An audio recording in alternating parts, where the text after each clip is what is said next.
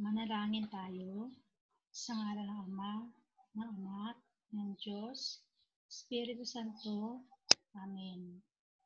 Ama naming makapangyarihan sa lahat, pinupuri po namin ang ngalan mo.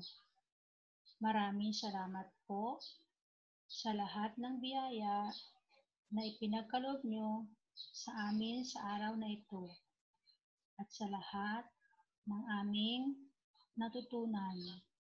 Gabayan niyo po kaming lahat sa aming paglaki at sa pang-araw-araw naming buhay. Naway, ipagkaloob niyo sa amin lahat ng kahilingan namin. Lahat ng ito ay dalangin namin sa ngalan ni Jesus. Amen.